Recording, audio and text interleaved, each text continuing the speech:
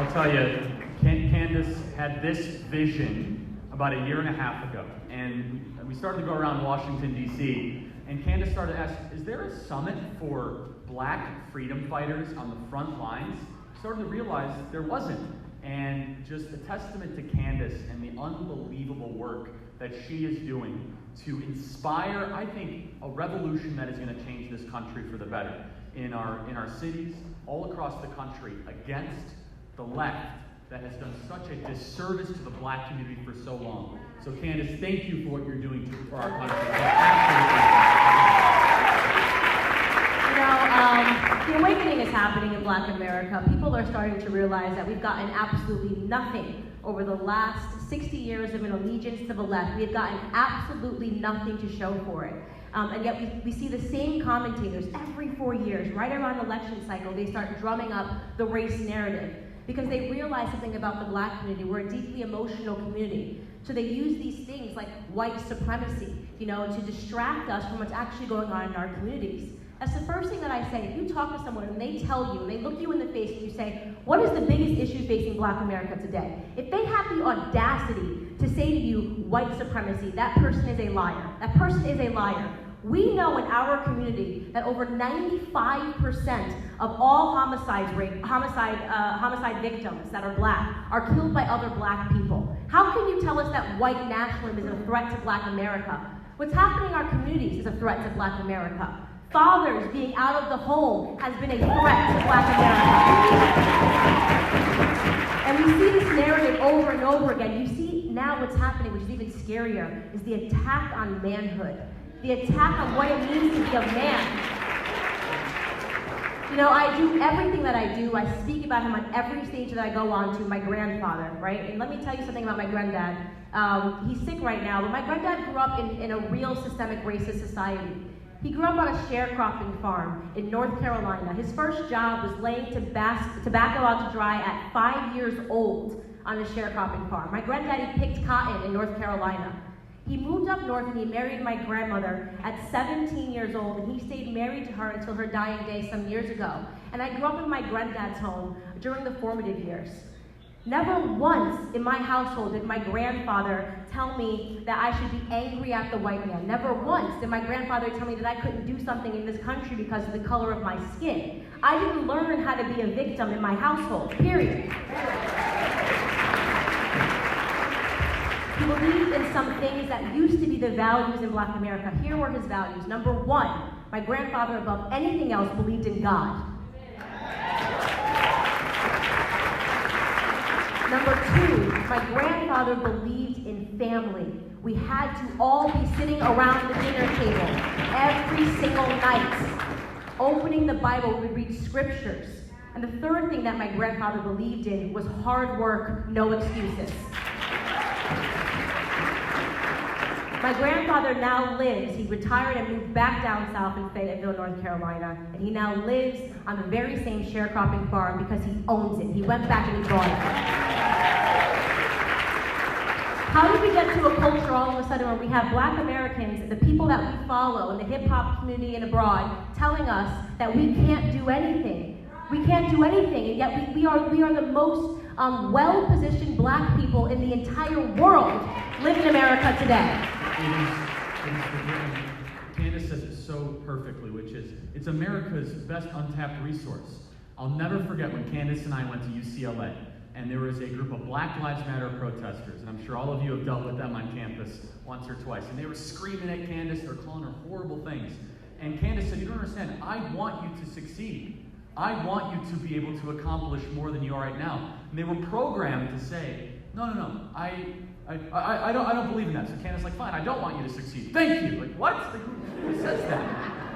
But it's almost as if what this whole movement is about, what Candace has done with Blexit, and what the purpose of these couple days is for, is to say, you know what? We can do better. We don't need government to give us stuff so that we do better. We build our communities, we build our families. And probably one of my favorite moments is when Candace is talking about being Black in America.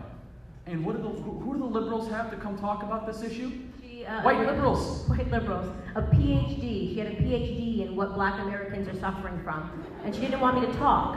And eventually I look up at this congressional hearing and I said, do you guys think this is weird that we're in a room, you've got white Democrats that are asking their white experts about how Black America is suffering? Do you guys think that's weird at all that you haven't invited maybe one Black person to tell you their opinion on it? Whether we feel like we're suffering, whether I wake up every day and think that if I walk outside, a Klansman is going to come knock me over the head? Absolutely not. You can't even be authentic and pretend that those are our fears. Those aren't our fears at all. And yet you say you care about Black America, but you don't want to talk about the illiteracy rates. Think about that, the illiteracy rates. You want to talk about some of the rates in these inner cities. So Elijah Cummings, he's not far from here in Baltimore. He goes after President Trump and calls him the worst words that you could possibly imagine, things that all of you know is not true.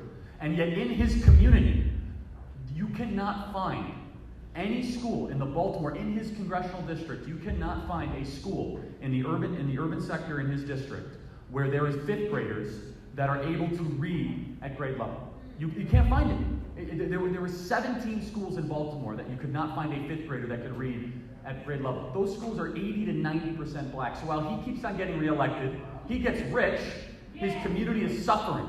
He's not delivering results back for the community. But do you know who actually is finally putting some results in the Black community? Jobs. Yes, Opportunity Zone. First step back. Lowest ever Black unemployment rate. Lowest ever Black poverty rate. I want to actually pause there and talk about the illiteracy rates, because one of the things that I got absolutely killed for in the press, among many of the things that they kill me for, I really don't care. Genuinely, I wonder sometimes if these journalists, they knew how little I cared, would they write the articles? But one thing they killed me for is they said Candace has popularized the term Democrat plantation, and this is outrageous. We shouldn't be using that sort of language, borrowing from our ancestors, things that really matter. So let me make myself perfectly clear. When I said it was a Democrat plantation, I meant it is a Democrat plantation, okay? The press, you guys can write that article twice, and I'll explain exactly what I mean, okay? Let me tell you what was important to maintaining a plantation lifestyle. This is really important. I want you guys to think about this, okay? In order for slaves to be on the plantation, a big policy that was across and was effected into law was that slaves were not able to learn to read or write. Today, we have Black Americans, illiteracy rates, we are not able to read or write, okay?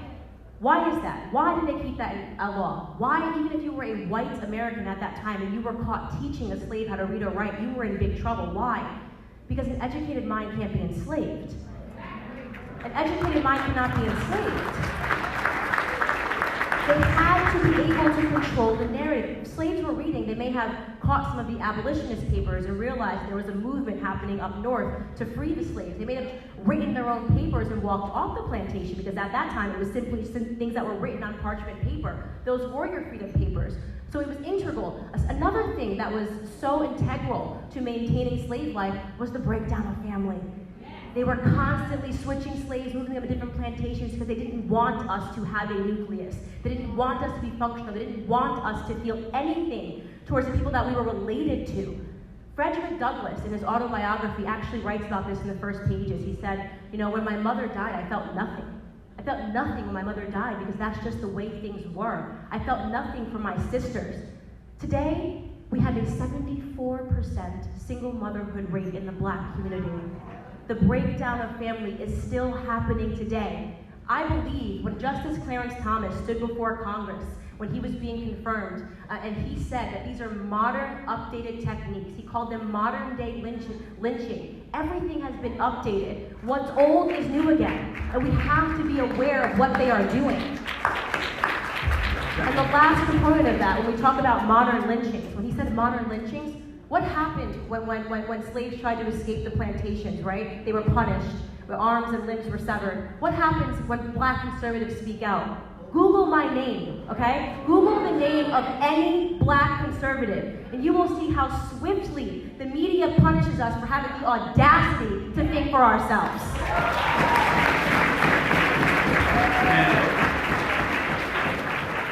Candace had it best, where she said, Black people do not have to be Democrats. And what I have found, traveling with Candace and learning from her and seeing this whole movement start from nothing. When I first met Candace, this was just an idea. Now there's thousands and tens of thousands of Black freedom fighters all across the country, even more than that. And what I find is the media, they say, well, how is it that you can wear that MAGA hat and also be black? That's a racist thing to say. They're the racists. When you immediately relate skin color to ideology, who's the one focusing on race? Instead of saying, hello, human being. Hello, America. Tell me why you believe what you believe. Instead, they say, your skin color must be directly related with your ideology. What does that ideology mean? Failing schools, broken families, and dangerous streets. That's what they have delivered to the inner cities and the black community over the last 40 years. That's exactly right. And then there's that thing that they try to do where because we're black, now we have to be steamrolled and we have to defend anybody that has anything but white skin. Like no matter what, it's all our problems. They come to me like, oh my God, how could you as a black American support the wall? What do I have to do with illegals jumping over the wall?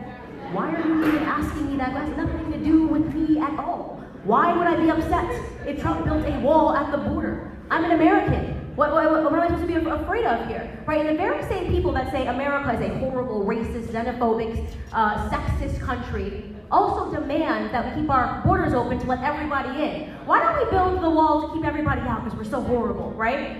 And here's the thing.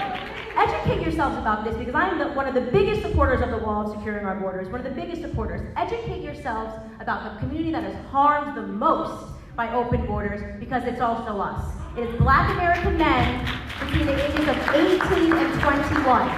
They are the ones that have to compete with illegals when they're willing to work for less than the minimum wage. They are the ones that have to compete. All of these progressive policies somehow always lead to regressive results when it comes to black America. Whose neighborhoods do you think that they're flooding when they come over here and they jump on welfare? It's our communities.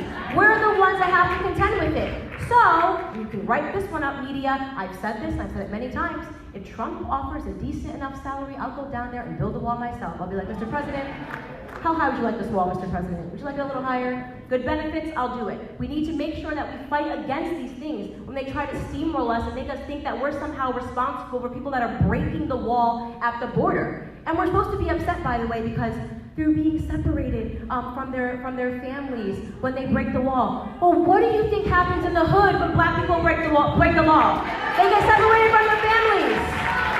That's a hazard of breaking the law. Right? I mean, if you want to not get separated from your children, step number one, don't break the law. Anywhere. In the entire world. It's not an American thing. It's everywhere in the entire world.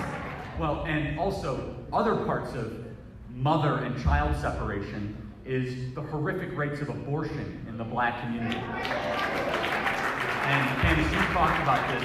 So the abortion rate is higher than the birth rate in New York City for black women. That means that if you see a pregnant woman, it is more likely she's not headed to the delivery room, it's more likely she's headed to Planned Parenthood. And Candace, you talk about this is all by design. Of course this is all by design. I mean, the most unsafe place for a black American in this country is in its mother's womb. Okay? And that is a very sad realization when you have cities, like you just said, where there are more black babies being aborted than born alive, when you have 18 million plus black babies being aborted since the inception of Planned Parenthood, which, by the way, Planned Parenthood was created by a eugenicist and a vowed racist, Margaret Sanger, right? Who they championed as a hero. Do you want to know what Margaret Sanger said? You guys have to go back and read her stuff. I'm really, really deep into the history, into the trenches. Go back and read a letter that she hand wrote to a doctor. And they were just coming up with how they were going to sell Planned Parenthood to the black community. Because at that time in the progressive era, the worries that they had in the progressive era was about dumbing down the human race. They thought that since they were allowing in not just black Americans, they were worried about Jews and immigrants that were coming from Eastern Europe into the country, that they had to do something about this to make sure that they kept this Nordic, pure, white bread race. And they said, how are we going to get black Americans to start aborting their children? And she said, well, black Americans trust their churches. We have to go through the ministries. We have to make it sound good. We have to market things that are harmful to them. And it actually worked. That's the sad part.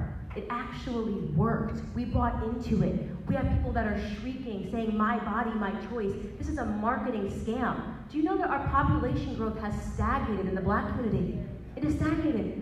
60% of all new births in this country are Hispanic. Our vote is not even going to matter if we don't wake up within the next couple of years.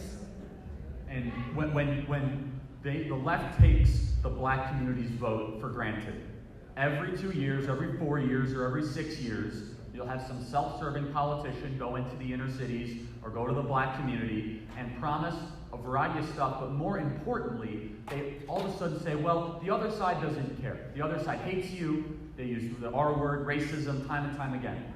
And I'll say, as a conservative who grew up in the suburbs, I'll tell you, and Candace convinced me, I was under the wrong impression that conservative values couldn't spread in the black community. Because that was just the dominant belief. And Candace said, you don't understand.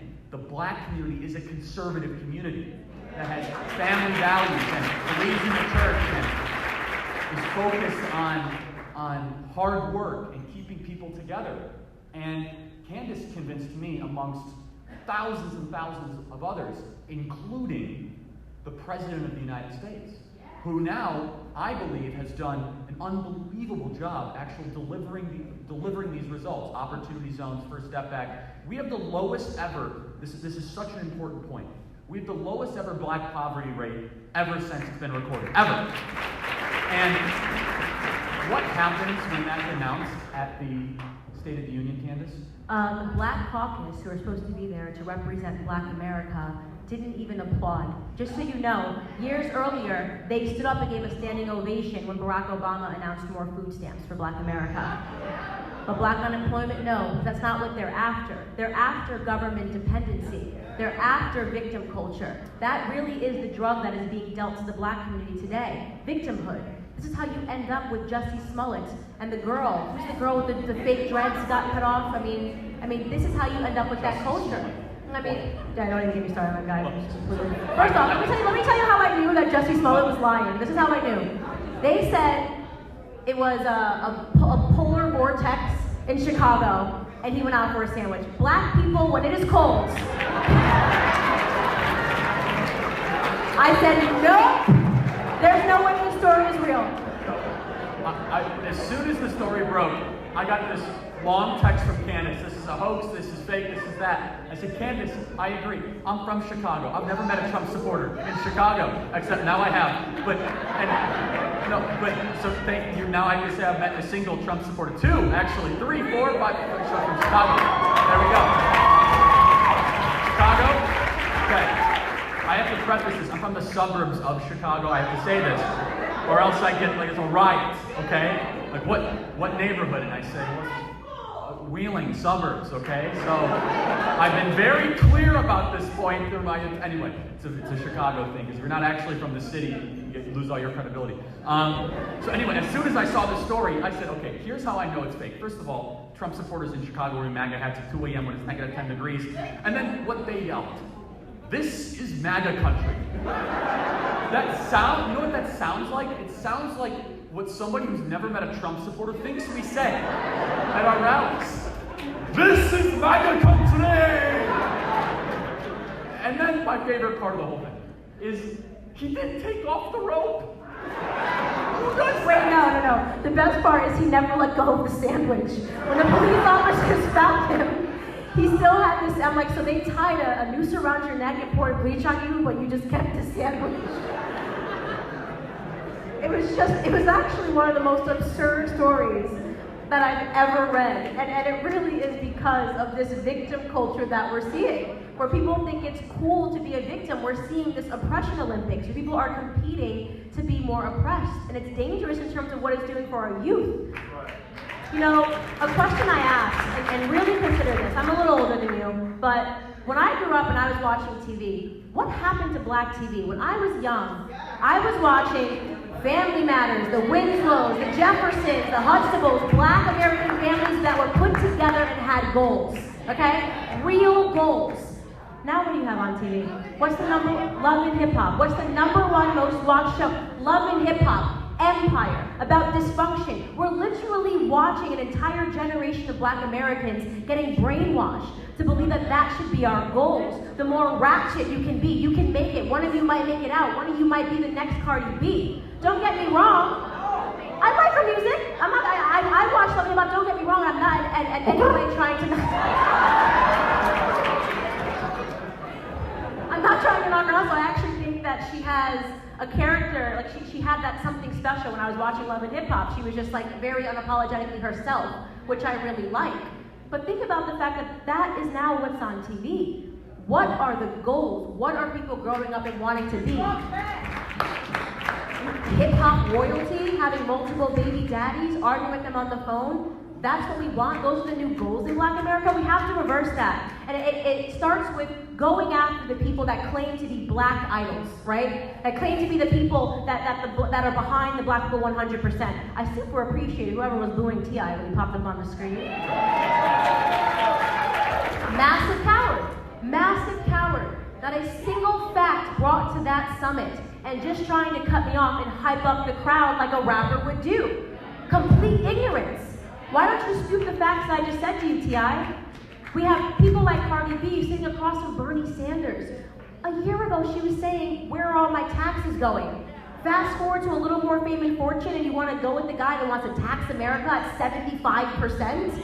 Let me ask you, anybody think that if the government knocked on our door and said we're taking 75% of your wealth, how quick would Cardi B be Republican? Exactly, and precisely, Ken. And look, you see it with, you see with Beyonce, you see with Jay-Z, and Candace has been unafraid to go after these people. And unfortunately, for the last 40 years, Bernie Sanders is like a perfect example of this. And I hope he has a speedy recovery. I mean that seriously, not unironically. But what the last 40 years, what he has said through his socialist policies is he has said, well, the answer is always more government. No matter what the problem is, always more government. If you want to look at a community that has had nothing but more government placed on it, it's the Black community.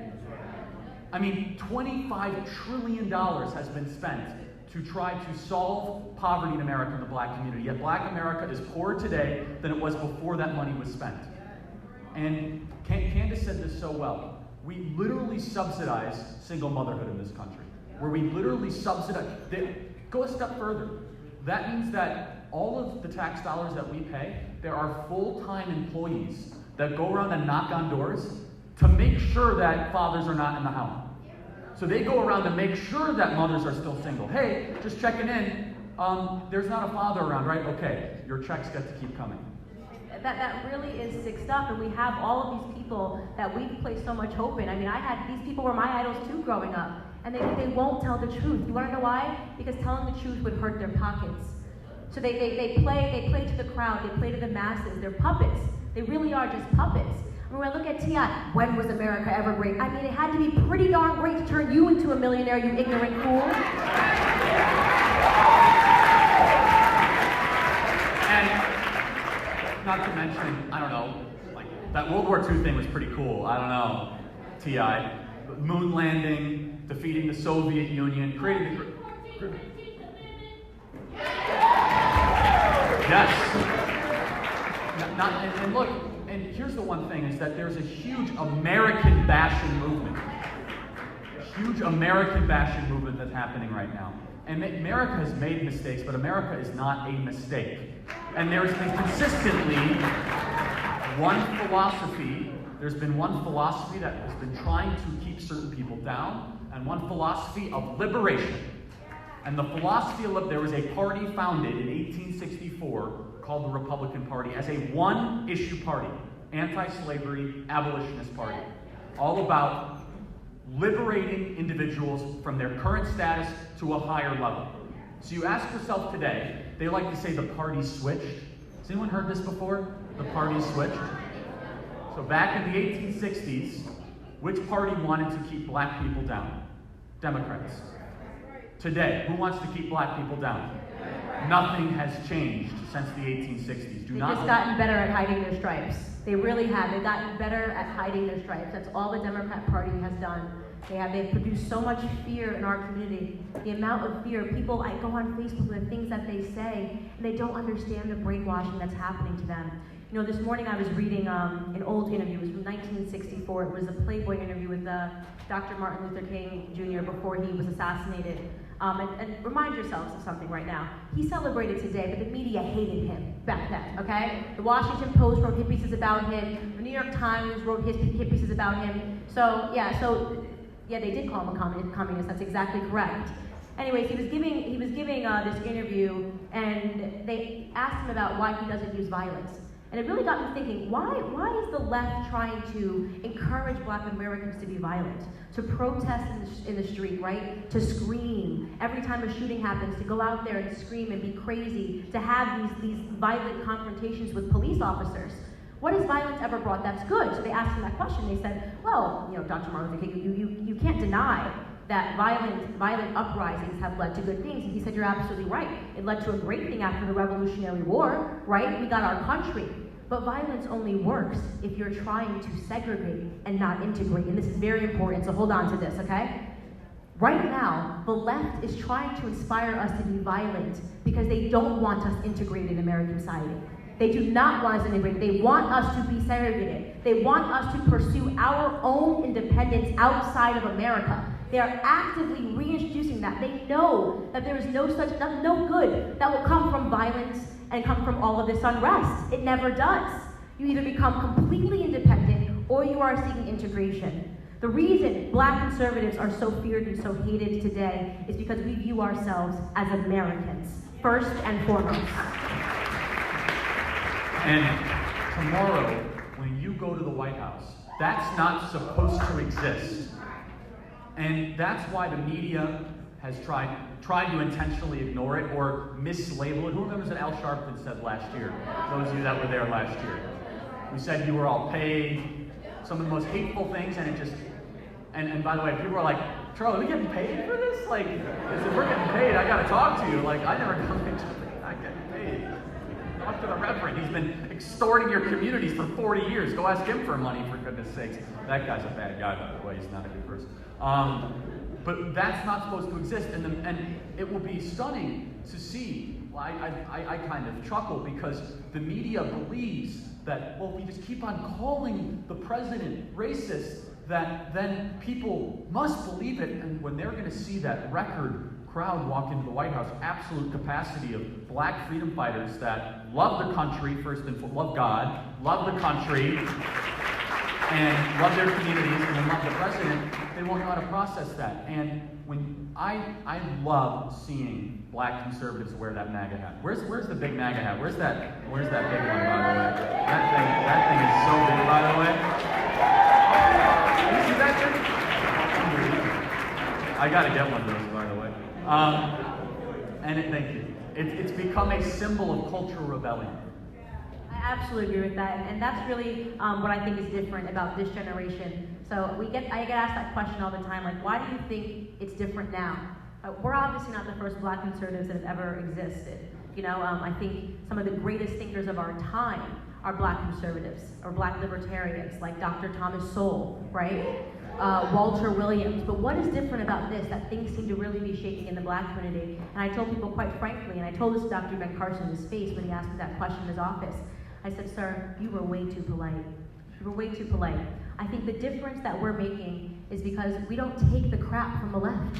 We're not going to sit down and be quiet when you call us Uncle Tom or you call a racial slur. What did you think this was?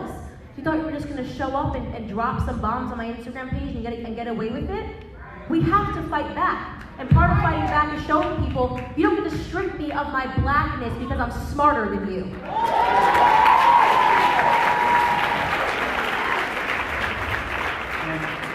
The other thing that makes this so unique is the access to social media. I just love watching almost all. I mean, Terrence Williams, is he around here somewhere? He's probably making some video laughing and some. I love it. David Harris, you're going to hear from this generation of Black influencers, because Candace hit it straight on though. The newspapers have always been rigged against Black America, but now no one has to read the newspaper anymore.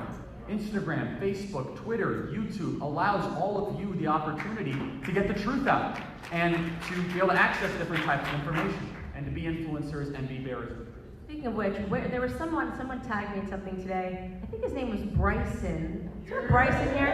Wearing Were you wearing a Candace shirt? It might have been me, folks. Yeah, I loved that. That was great. We're always watching it. It was a equation. Over And it said Beyonce, Candace right? greater than Beyonce. It was amazing. It was great. I love that stuff because it really pisses the left off because they can't fathom that we have the audacity, right? They created the idols for us. We're all supposed to be sheep. We're all supposed to be sheep going to get slaughtered. And the idea that we have the audacity and the attitude and the freedom to think for ourselves makes them very, very angry. And we have to continue to do that. So we're going to wrap this, and I just want to say a couple of things. First and foremost, this is a blessing. This entire weekend is going to be a blessing. Exchange information with one another today, and despite the reason that we do these conferences is so that you guys know that you're not alone, okay? You're not alone. You're not the only person that's fighting, okay? You will forever have our support. You come back every single year. This has been one of the most, in my opinion, this is the most important conference that we do every year. Do you agree? Well, I mean, I couldn't agree more because this doesn't exist. So this is the largest ever Black Summit held for conservatives. Now, applaud that. It's the largest because it's the only summit held for Black conservatives. And you know what? I really want to, I'm going to control myself. I don't know why the movement has never done this before. It's amazing. I mean, you have hundreds and hundreds of millions and billions of dollars spent in conservative politics. However, we're the first ones to do it. And that's just the way it is. We're not going to complain about it. We're happy to be able to execute on it. And tomorrow, I just have to say this, to have a president that is willing to take time out of his schedule with all that nonsense that is being thrown at him right now. Yeah. I mean, let's be clear. They are not impeaching my president.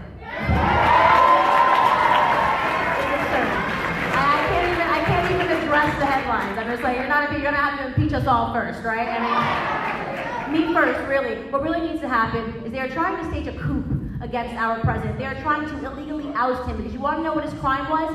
Beating Hillary Clinton. That is his crime. They couldn't believe it. They couldn't believe it. She was running around. She offered you hot sauce. Why didn't you vote for her? They couldn't believe that an awakening could happen in America, period. And now they're doing everything they can to reverse it. They're so fearful because they're losing power. And the thing that scares them the most is the idea of losing power over Black America because they rely on our votes every 4 years. Make no mistake, the Democrat Party cannot exist without Black America, okay? Hillary secured 89% of the Black vote. If the Democrat Party dips below 85% of the Black vote, their party is toast. They're done. That is how important our vote is. That is why they offer us absurd things like reparations. Just take free money now, please, just stay. Because we're so pathetic and we're so stupid to them. They think that offering us a little bit of money that's never, ever, ever gonna actually come to life, first and foremost, right? We're gonna put together a committee to talk about the idea of potentially giving you guys some money. I have a question about reparations, though. So, if you're half Black, do you pay yourself? I'm really confused. Yeah. Exactly. So when I have mixed babies, I wonder if my kids are going to be considered half privileged and half oppressed. How are they going to do that? I can't quite. Or what about people, the new generation of Black people that have come in the last 40 or 50 years? That I don't quite understand. What, Candace, I think you've articulated it so well. The left knows they're losing, and they're trying to find more ways to get things out. And think about the hypocrisy. Let's just stay here on reparations for a second. The hypocrisy. So the left says that voter ID laws are racist, right? Because we're too stupid to figure out how to get ID, right? Like Black America, you can't do anything in this country without ID. You can't go to the club, you can't buy liquor, you can't buy a pack of cigarettes, you can't enroll in school. I mean, literally, you cannot do anything without ID. But now they're saying voter ID laws are racist because what they want to do is keep the illegals on the voting register. But we're supposed to be too dumb to figure that out. So we're too dumb to figure out how to get ID according to the left. But we're smart enough to gather our ancestral paperwork to prove that we were related to Harriet Tubman. Like, what? The hypocrisy is absolutely astounding to me. It's the greatest argument for voter ID. So, hold on. You could prove 12 generations ago that you're a descendant of a slave, but you can't show an ID to vote to make sure that we don't have voting. I mean, who in this room does not have ID? Any form of ID? oh wow, Democrats are going to be shocked.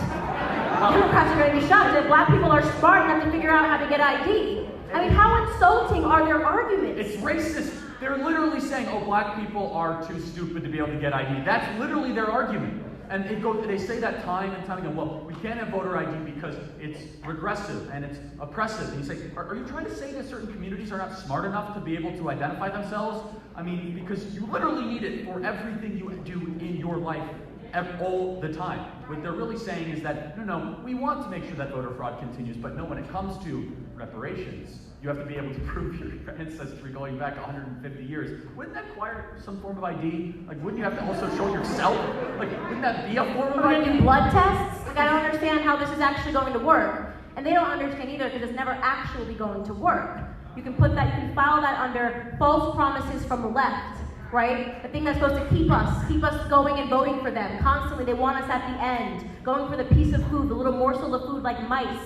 They are not ever, ever, ever going to fix the black community. There's never going to be a hearing in Congress on black father absence or black literacy rates because to them, that's a success. That's exactly what they intended to do to our communities. So keep the focus on this bogus idea that we need to be afraid of white people in this country. That is literally that's their only strategy for 2020. Call everybody racist. And that's why all of you tomorrow, in the face of the media, is so unbelievably important. It's important for your own personal experience, it's important for a lot of different reasons. But you're not supposed to exist. You realize that, right? You are the break in the matrix. So the left sees you and they say, no, this is not supposed to happen. We're not supposed to have to cover this. This is not supposed to happen. Because in their narrative, it's 100% control of the black community that hates Donald Trump. Right. And anything less than that makes them unbelievably nervous and afraid. And they should be. Because in a lot of ways, this revolution, this uprising, is the left's worst nightmare. That's exactly right. As they push this idea of a woke culture, the woke leftists, they're so woke, they don't know which bathroom to go into. You know, like, they're just so woke. I mean, I don't know, like, I was a boy yesterday, and today I'm a girl. Like, it's absolute absurd. They're just crazy. I mean, this is like, it's absolute insanity. Everything that they're fighting for is absolute insanity. So, and that's a great lesson. Always use the rules of the left against them. And so here's my suggestion to President Donald Trump. For a single day, he should declare himself a woman, become the first female president, and then Elizabeth Warren, argument completely gone, shift back to a male. Their heads will explode and we'll destroy this ridiculous transgender argument in 1 day or less. And they'll say, you can't do that, you're trivializing. Hey, it's his truth, okay?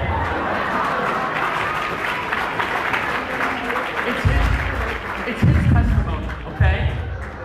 Feel for him, okay? Today, he's a woman. Tomorrow, we're not sure.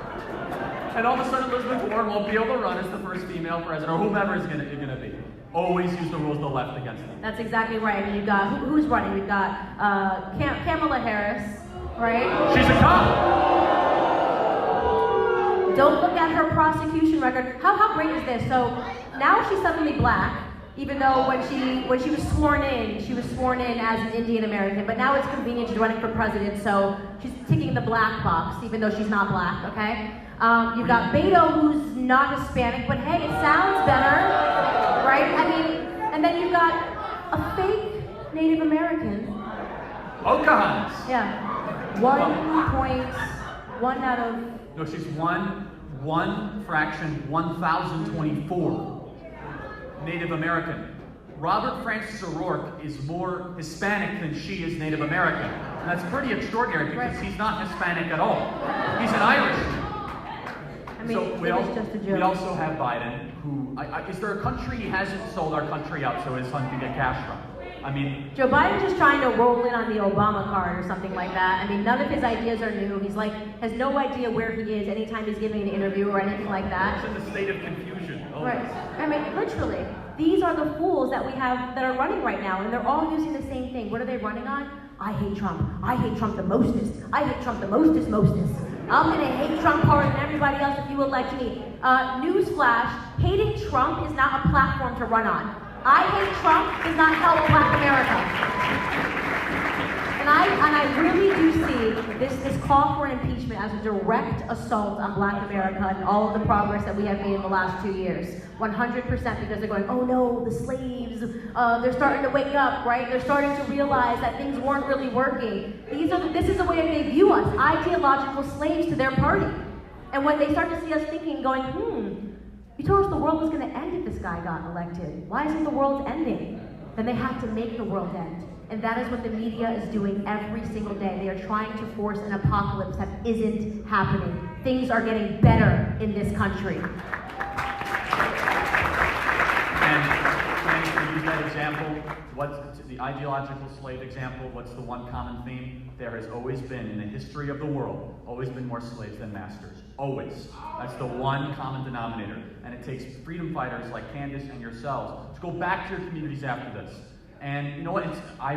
Going after the Black Leadership Summit, hearing the stories, there was a lot of hatred I heard from certain areas and certain communities going wearing that MAGA hat. But the courage that you all have and the conviction, I truly believe there's something happening in this country and something very real. So, I would just wrap this up by saying, you guys get ready, because this is just the beginning. This fight is just getting started in Black America, and it does not take one person or one leader. It's going to take all of us, to support one another, right? To not fight, to make sure that we are helping one another in every regard that we can. We have to be strong, and we have to be unified. And I have no doubt that at the end, we'll be looking back, and we'll be telling our kids that we were the ones that did it, that we were the ones that woke up. God bless you guys. See you tomorrow. Big day. Enjoy the rest of the night.